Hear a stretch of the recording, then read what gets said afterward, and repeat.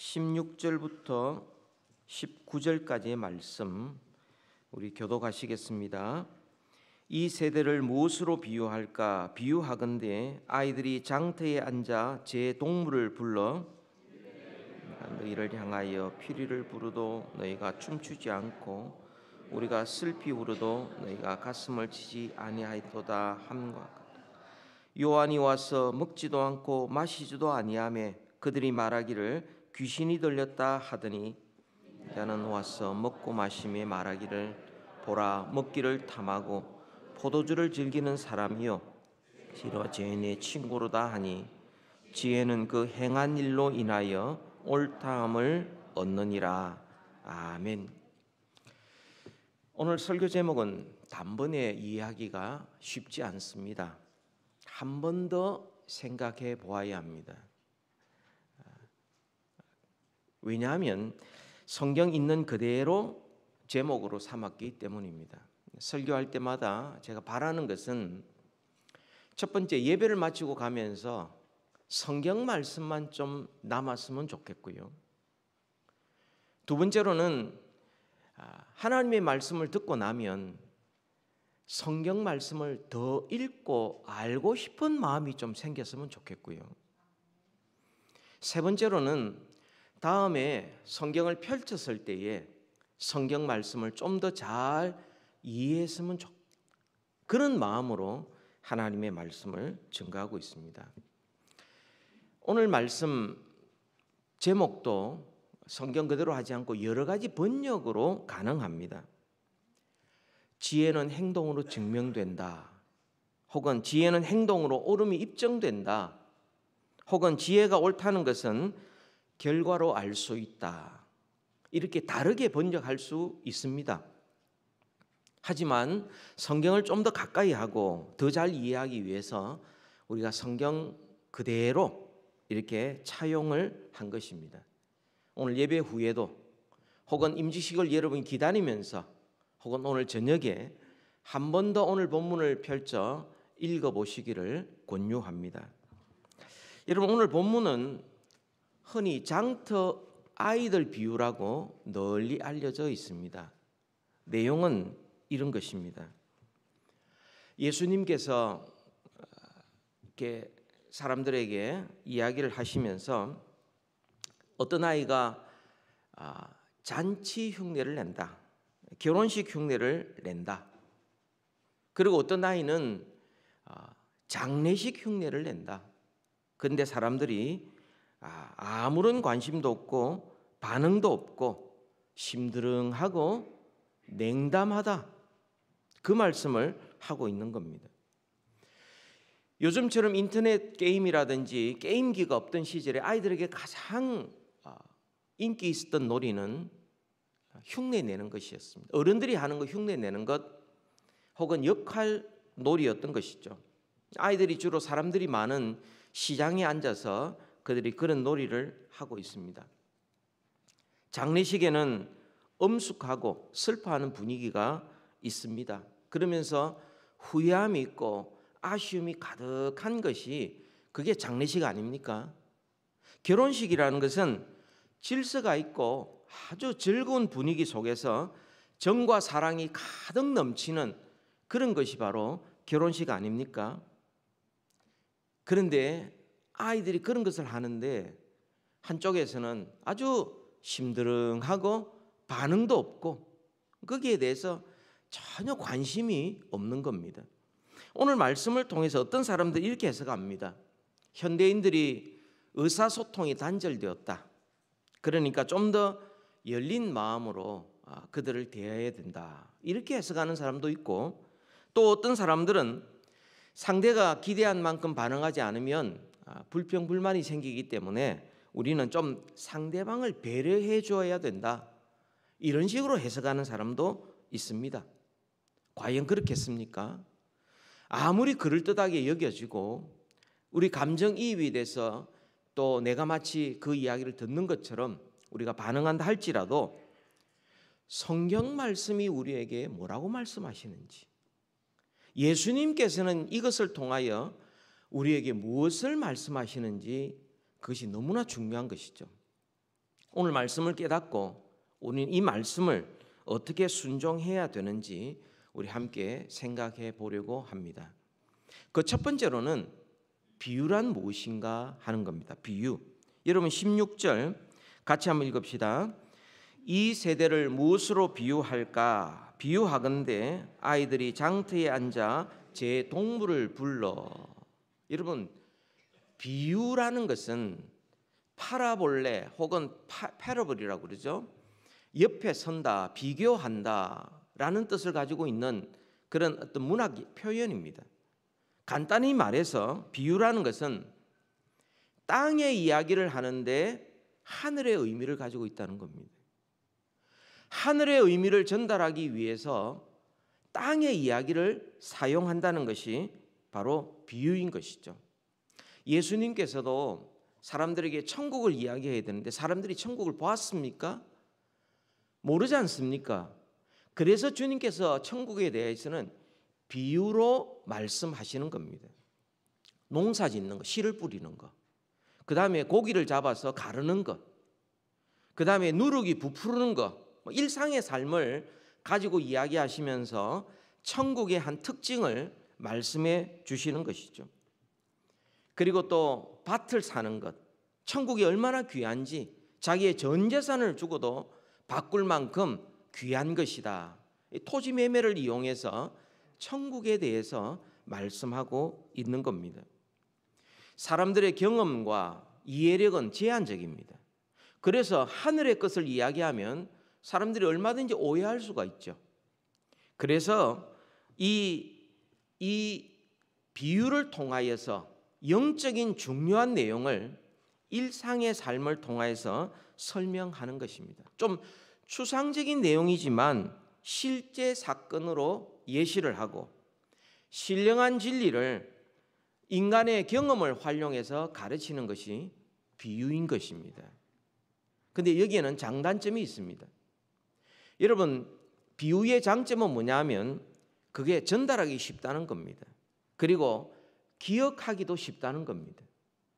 여러 가지 설명하면 다 잊어버리는데 이야기를 하고 또 그것이 너무나 함축적이고 임팩트가 있으면은 사람들이 그것을 오래 기억합니다. 그 대신에 단점이 있습니다.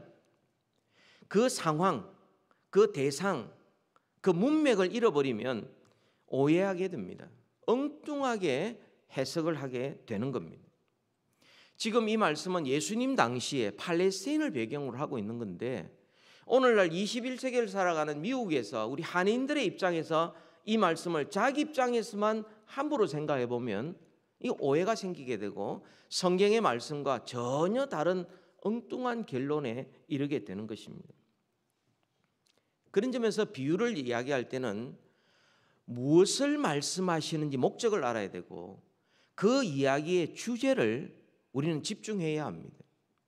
그렇지 않고 비유 가운데서 일일이 전부 다 의미를 부여하다가는 예수님의 말씀은 엉뚱한데 빠져버리고 자기가 듣고 싶고 알고 싶은 것에 엉뚱한 결론으로 하나님의 말씀을 얼마든지 왜곡할 수 있는 것도 비유인 겁니다. 그래서 이단들이나 사이비들이 제일 잘 사용하는 것이 비유나 혹은 환상, 예언 이런 것들을 가지고서 사람들이 자기 익대로 귀에 걸면 귀걸이, 코에 걸면 코걸이 식으로 함부로 해석하기 때문에 사람들이 그것을 분별을 하지 못하면은 이단의 가르침에 쉽게 빠져드는 것입니다. 이단은 아니지만 그러나 잘못된 해석 가운데 하나가 우리가 비유 가운데 선한 사마리아인의 비유가 있습니다. 예루살렘에서 여리고로 내려가는 어떤 사람이 강도를 만났다가 제사장도 지나가고 레위원 지나가는데 선한 사마리아를 만났다라는 비유를 주님께서 말씀하셨는데 주님께서 뭘 말씀해 주신지는 그런 관심도 없고 예루살렘에서 여리고로 내려갔다. 성전에서 멀어지니까 예배생활 등한히 하면 타락한다. 제사장과 레위는 종교인이다. 우리를 구원 못한다. 선한 사마리아는 예수님이다. 예수님만이 우리를 구원하실 수 있다. 거기에서 누가 선한 사마리 예수님이라고 그랬습니까? 아무 말이 없는데 거기에 그냥 의미를 집어넣은 거죠. 그리고는 기름을 발랐다. 그건 성령님이다. 그리고 2 데나리온을 주고 부탁을 했는데 그것은 신약과 구약이다. 주막에 머물게 했다. 그게 교회다. 여러분, 이런 식으로 해석하면 정말 엉뚱한 해석을 하게 되는 것입니다. 선한 사마리아인의 그 문맥과 주님이 왜 그 말씀을 하시느냐 하면 율법사가 질문합니다. 영생 어떻게 얻습니까? 그 문맥 속에서 말씀하신 겁니다. 주님께서 율법의 의미를 가리킵니다. 진정한 의미는 단순히 자기 의가 아니라 하나님 사랑하고 이웃을 사랑하는 것이다. 그 문맥을 쭉 말씀하시고 난 다음에 선한 사마리아의 비유에 주님께서 말씀하시고자 하는 것은 누가 이웃이냐, 누가 강도 만난 사람의 이웃이냐, 그것이 비유의 주제입니다. 율법사는 생각하기를 이웃은 자기 이웃이라고 생각했습니다. 예수님은 강도 만난 자의 이웃이라고 말씀한 겁니다. 멀쩡한 사람 이웃 아닙니다. 나 중심으로 생각해서 이웃이 아닙니다. 그 사람, 도움이 필요한 사람의 입장에서 이웃이 누구인가, 그것을 행하라, 그 말씀을 주님이 하신 것입니다. 그래서 여러분, 비유를 읽을 때에 우리는 항상 주제에 집중해야 합니다. 무슨 말씀을 하시고자 했는가? 그러니까 한 가지 세미한 것에 의미를 부여하지 말고 주님께서 어떤 목적을 가지고 이 말씀을 하고 계시는지 거기에 초점을 맞춰야 하는 겁니다. 오늘 본문도 마찬가지입니다. 두 번째, 그러면 이 비유의 주제가 무엇입니까? 우리 17절, 18절, 19절 같이 한번 읽읍시다. 다 같이 읽습니다. 이르되 우리가 너희를 향하여 피리를 부르도 너희가 춤추지 않고 슬피 울어도 너희가 가슴을 치지 아니하였다 함과 같도다. 요한이 와서 먹지도 않고 마시지도 아니하며 말하기를 귀신이 들렸다 하더니 인자는 와서 먹고 마시며 말하기를 보라 먹기를 탐하고 포도주를 즐기는 사람이요 세리와 죄인의 친구로다 하니 지혜는 그 행한 일로 인하여 옳다함을 얻느니라. 아멘.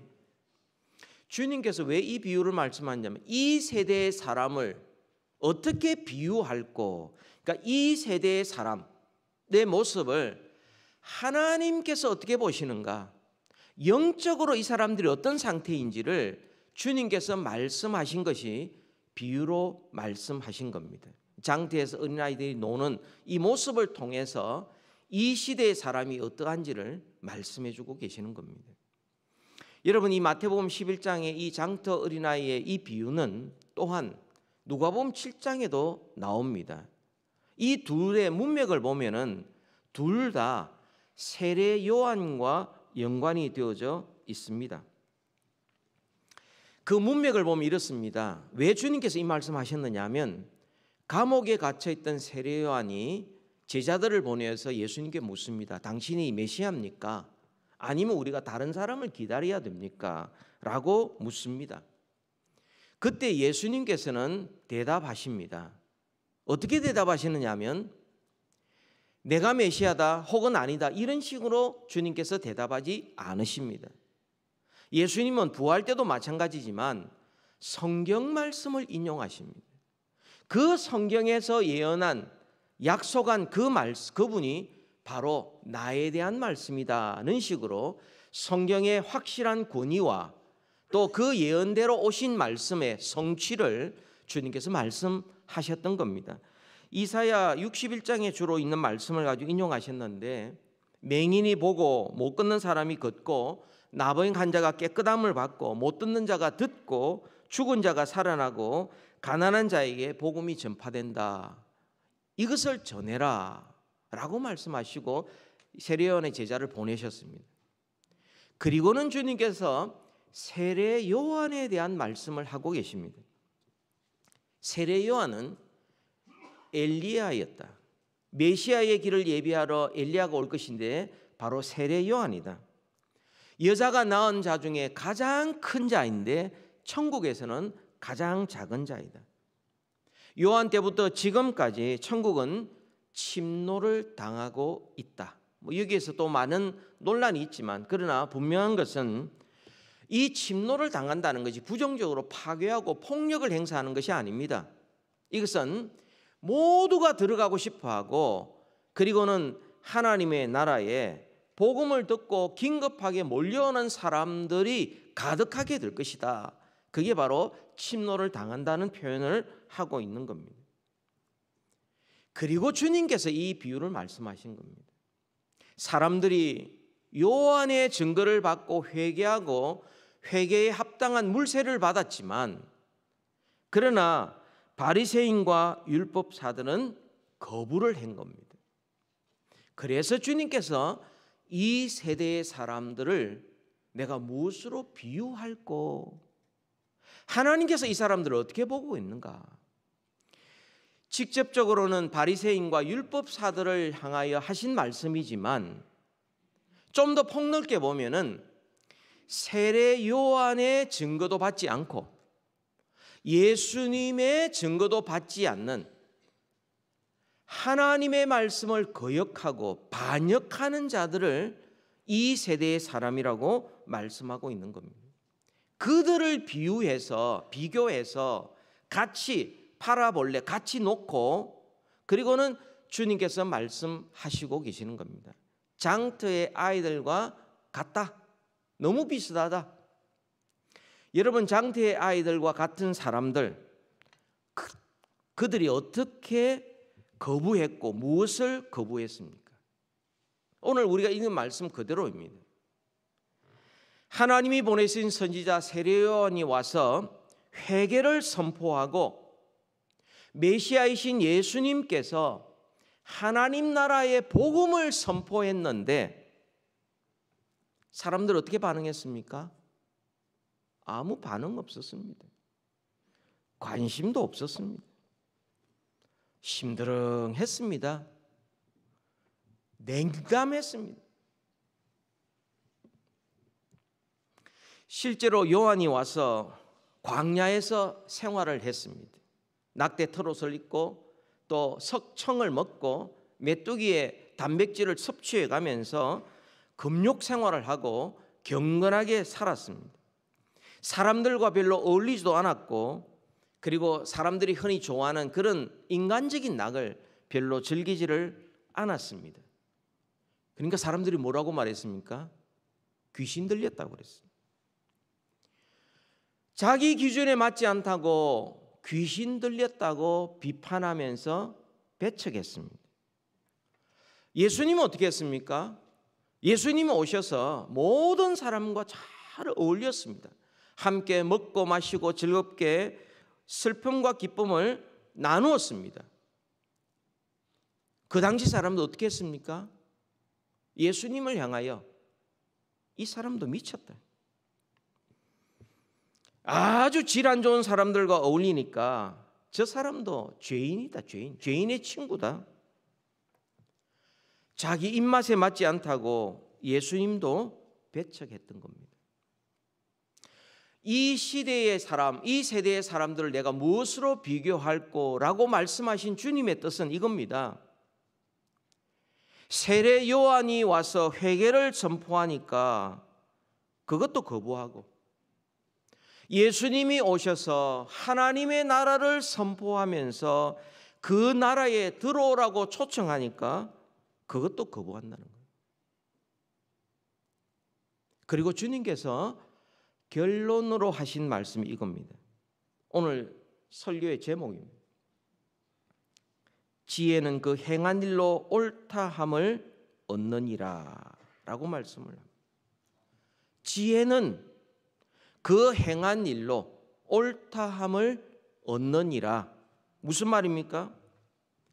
이 하나님의 지혜는 세례 요한과 예수님의 선포로 말미암아 옳다 인정함을 받는다는 뜻입니다. 아무리 사람이 거부하고 관심이 없고 또 배척한다 할지라도 그 말씀을 듣고 회개하고 예수님의 말씀을 듣고 천국 복음을 듣고 그 나라에 들어온 사람에게는 바로 하나님의 지혜가 증명이 되었다. 그 말씀이거든요.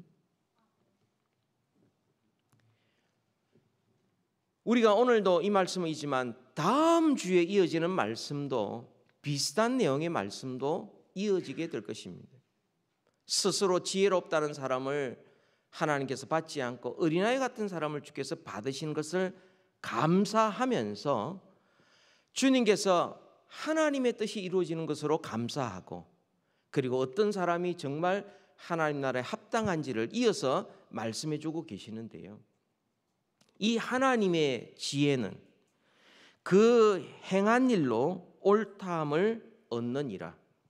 다시 말하면 회개한 사람은, 그 복음을 듣고 회개한 사람은 행동으로 나타나게 되어 있다는 겁니다. 세례 요한이 걸었던 그 길, 예수님이 걸었던 그 길을 따라가게 되어 있다는 겁니다. 천국 복음을 듣고 그 나라 백성이 된 사람은 세상 나라 사람들과 다르게 행동한다는 겁니다. 어떻게 해요? 죄를 깨닫게 되면 애통하고 회개합니다. 하나님의 복음을 들으면 기뻐하고 즐거워하고 춤을 추며 순종합니다. 지혜는 그 행한 일로 옳다함을 얻는다고 말씀합니다. 회개하고 애통한 사람만이 위로받을 수 있습니다. 회개하지 않고는 구원을 갈망할 수도 없고, 회개하지 않고는 죄 용서의 기쁨을 누릴 수도 없습니다. 회개하고 예수 그리스도를 믿고 천국 복음을 받아들인 사람만이 천국 잔치에 참여할 수 있는 겁니다. 근데 여러분, 대부분의 사람은 어떠합니까? 회개하라는 메시지 싫어합니다. 마치 세례 요한이 전파할 때에 싫어했던 사람들과 비슷하지 않습니까? 회개하라는 말은 싫어하니까 천국 잔치에 참여하라는 말도 반응이 없습니다. 그게 그렇게 절실하지가 않습니다. 회개하라는 거 싫어하니까 죄가 뭔지도 모릅니다. 회개를 안 하니까 용서가 뭔지도 모릅니다. 용서받은 기쁨도 누릴 수 없습니다. 복음이 얼마나 좋고 천국이 얼마나 귀하고 영생이 얼마나 존귀한지 모르니까 하나님이 주시는 최고의 것은 무심하고 냉담하고 관심도 없으면서 저 하나님이 주신 그냥 보통 좋은 것들, 그것 가지고 만족하고 그냥 그렇게 살아가는 그런 사람들.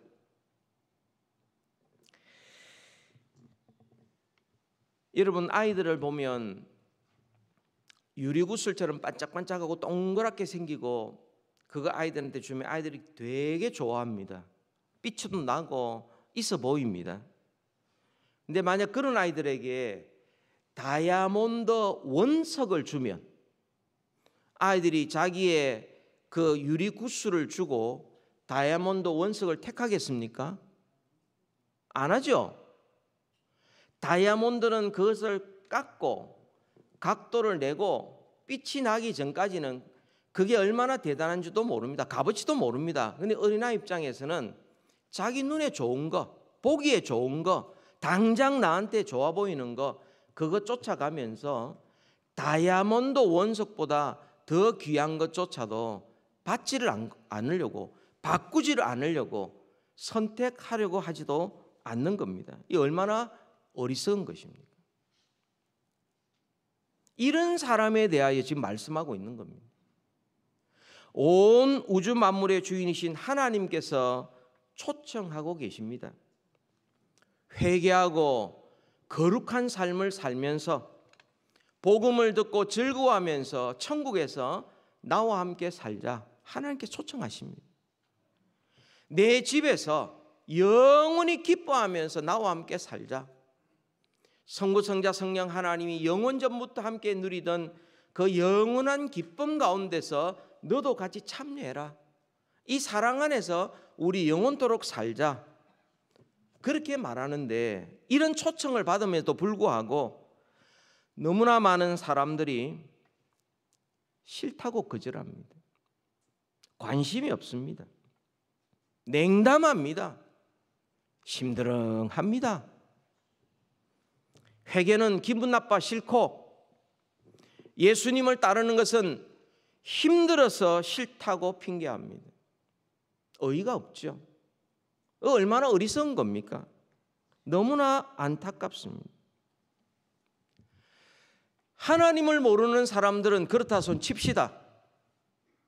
그런데 하나님을 믿는다고 하는 사람들 중에서도 이렇게 분별이 안 되는 사람들이 제법 있습니다. 영과 진리로 하나님을 예배하라는 이 초청, 기쁨의 초청, 최고의 초청 앞에서 전심으로 하나님을 예배하지 못하는 이유가 뭡니까? 복음을 듣고 복음대로 살면서 복음을 전하며 살고 영혼 구원의 기쁨과 영생을 누리며 살아가는 이 복음의 능력을 경험하며 살아라고 말씀하시는데 이 명령에 기꺼이 순종하지 못하는 이유가 뭡니까? 말씀과 기도로 하나님과 더 가까이 친밀하게 동행하는 가장 좋은 것을 우리에게 준비하고 주님께서 그렇게 말씀하시는데 하나님의 말씀보다 세상 뉴스가 더 귀에 잘 들어오고 하나님 앞에 기도하기보다는 기도하지 않고 내 생각과 내 판단을 믿고 살아가는 이 장터의 어린아이들을 보면서 우리가 좀 거울을 보는 것처럼 느껴지지 않습니까? 예수님이 앞서가신 그 길을 따라가면서 결코 없어지지 않고 헛되지 않는 주의 일에 힘쓸 때에 주님이 은혜를 베풀어 주시고 사랑을 베풀어 주시고 주님의 마음을 깨닫게 해주실 때 우리가 기뻐하고 춤추는 것, 이것이 바로 신앙생활을 통하여서 하나님께서 우리에게 부어주시는 은총인 것입니다. 이것을 우리가 듣고도 사람들이 반응이 없습니다. 관심이 없습니다. 그거보다는 그냥 사람들한테 커피 마시는 거 좋고 어울려 다니는 거 좋고 칭찬받는 게 더 좋고 하나님 앞에 칭찬받고 영원히 승리하고 영원한 상급을 누리는 것이 얼마나 귀한 줄 모르니까 회개하란 말씀 그건 듣기 싫고 귀찮고 그냥 귀만 간질간질거리는 것이 오히려 더 좋고 칭찬해 주면 좋아하고 우리가 하나님 앞에 회개하고 기도하고 다시 한번 결단합시다 그러면 부담스럽고 이게 장터에서 놀고 있는 어린아이 모습 아닙니까? 주님께서 이 세대를 무엇으로 비교할꼬? 여러분 그러면 우리는 어떻게 살아야겠습니까? 로마서 12장 2절의 말씀 우리 같이 한번 읽도록 하겠습니다. 너희는 이 세대를 본받지 말고 오직 마음을 새롭게 함으로 변화를 받아 하나님의 선하시고 기뻐하시고 온전하신 뜻이 무엇인지 분별하도록 하라. 아멘. 약속대로 이 땅에 오신 예수님, 이 성탄절 아닙니까? 죽으시고 부활하셔서 생명의 주가 되시는 영원한 길을 우리에게 두시고 새 언약의 백성을 삼으신 예수를 믿는 자들은 좀 이 세대와 달라야 되지 않겠습니까? 세대를 본받지 말라. 예수님 당시의 바리새인과 율법사들 그리고 복음을 거부하고 진리에 무관심하고 시큰둥하고 냉담한 사람들과는 좀 다르게 행동해야 되지 않겠습니까? 어떻게 살아야겠습니까? 회개의 말씀을 듣고 죄를 깨닫게 될 때 즉시 애통하고 회개하고 천국 복음을 들을 때에 춤추고 기뻐하고 순종하는 삶, 이게 세상과 좀 구별된 삶 아닙니까? 오늘 우리 주위에는 아무리 복음을 전해도 받지 않는 사람 많습니다. 제 마음대로 살아가는 사람이 많이 있습니다. 생명의 말씀, 진리의 말씀, 인류 역사 가운데 가장 큰 영향을 미치는 이 복음을 전해도, 이 하나님의 말씀을 전해도 그거보다는 정말 하찮은 자기의 경험과 지식 믿고, 그리고는 자기 마음대로, 그리고 하나님이 하는 일들도 자기 마음대로 판단하고 행동하는 사람들이 우리에게 얼마나 많이 있습니까? 아무리 전해도 반응이 없고, 나는 내 갈 길을 간다, 이 세상에 있는 것이 훨씬 더 좋아 보이고 하나님의 것은 눈에 보이지 않으니 별것 아니다는 사람들이 이 세상에 얼마나 많습니까? 고린도전서 1장 18절의 말씀을 우리 한번 같이 읽도록 하겠습니다. 십자가의 도가 멸망하는 자들에게는 미련한 것이요 구원을 얻는 우리에게는 하나님의 능력이라. 아멘. 이 십자가에 회개가 있습니다. 이 십자가에 기쁨이 있습니다. 이 십자가는 우리에게 나는 죽고 장례식이 있습니다. 이 십자가에 이제는 그리스도만 산치고 그리스도와 나의 신랑으로서 천국을 소망하며 살아가는 결혼식의 기쁨이 십자가에 있는 겁니다. 그런데 사람들은 이 십자가의 도를 미련하게 봅니다. 십자가의 도는 멸망하는 자들에게는 미련한 것입니다. 반응도 없고 냉담하고 무관심하고 심드렁한 사람은 멸망하는 자들의 특징입니다. 하나님의 말씀을 받을 때에 회개가 일어나고 그 말씀 때문에 기뻐 춤추며 주님 앞에 달려나가는 것이 바로 구원받은 자의 모습인 겁니다. 우리 모두 십자가의 길을 걸어가십시다. 지혜는 그 행한 대로 옳다함을 얻습니다.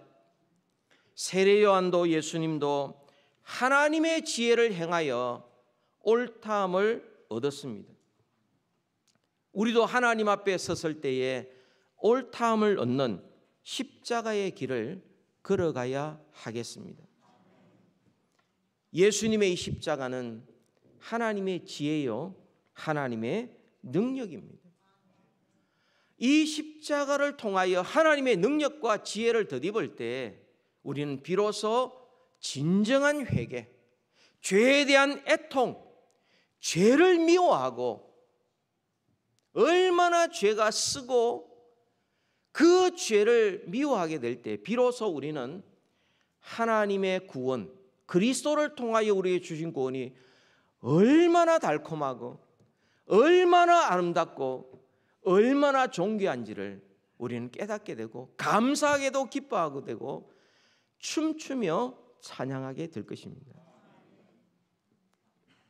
우리 더 이상 십자가의 도, 하나님의 말씀에 대하여 더 이상 냉담하거나 시큰둥하지 말고 이래도 무관심하고 저래도 불만하지 마십시다. 지난 세월로 충분합니다. 기도하겠습니다. 하나님 아버지 은혜를 감사합니다. 우리를 사랑하셔서 예수 그리스도를 땅에 보내주시고 십자가의 도, 십자가의 길, 십자가의 진리를 우리에게 가르쳐 주시니 감사합니다. 우리의 죄를 십자가를 통하여 회개하고 죄 용서의 기쁨을 누리고 주님을 섬기고 주님 앞에 가까이 나아가는 하나님 그런 기쁨과 즐거움 가운데서 주님을 따라가는 저희들 다 되게 하여 주시옵소서. 하나님이여 세상의 말에 반응하기보다 하나님의 말씀에 기쁘게 반응하고 주님을 더욱더 기꺼이 섬길 수 있는 주의 백성들 되게 하여 주시고 영원토록 주님을 찬양하고 기뻐하는 주님의 백성들 다 되게 하여 주옵소서. 예수님 이름으로 기도하옵나이다.